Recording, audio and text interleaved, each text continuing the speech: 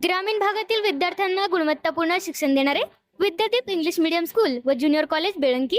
आम्ही विद्यार्थ्यांना गुण बघून प्रवेश देत नाही, तर प्रवेश देऊन गुणवंत विद्यार्थी घडवतो. आमची वैशिष्ट्ये: तज्ज्ञ व अनुभवी शिक्षक, दर्जेदार शिक्षण, भरपूर सराव, सर्वांना परवडणारी माफक शैक्षणिक फी, स्पर्धा परीक्षांचे मार्गदर्शन, 10वी व 12वीच्या उज्ज्वल निकालाची यशस्वी परंपरा.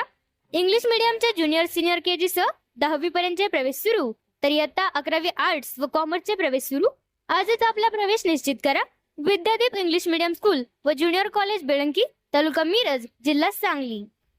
प्रत्येक बातमीतील घटनेच्या वास्तविकतेची तुलना थेट पाहत रहा सांगली अपडेट. संजय काकांचा भाजप प्रवेश, पुन्हा एकदा फुसका बारकी, यावेळी खरंच घर वापसी.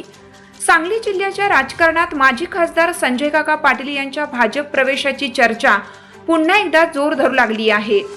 30 जून रोजी मुख्यमंत्री देवेंद्र फडणवीस यांच्या उपस्थितीत भाजपमध्ये प्रवेश करणार असल्याचे स्वतः संजय काका पाटील यांनी जाहीर केलं असलं तरी राजकीय वर्तुळात या घोषणेकडे अद्याप साशंक नजरेनं पाहिलं जात आहे.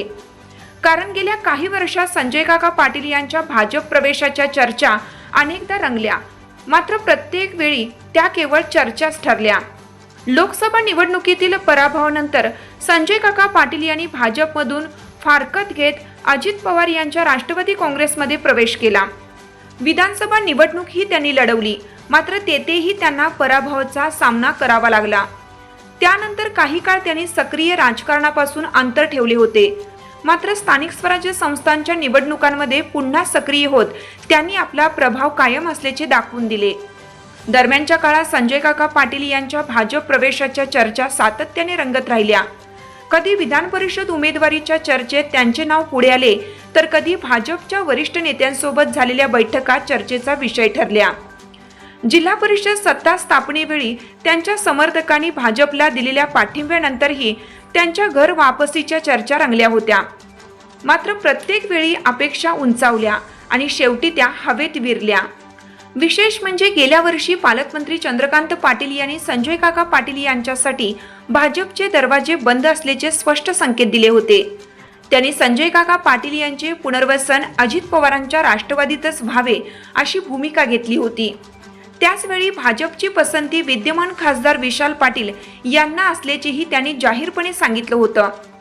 त्यामुळे संजय काकांच्या भाजप प्रवेशाच्या शक्यतांवर जवळपास पडदा पडल्याचे मानले जात होते.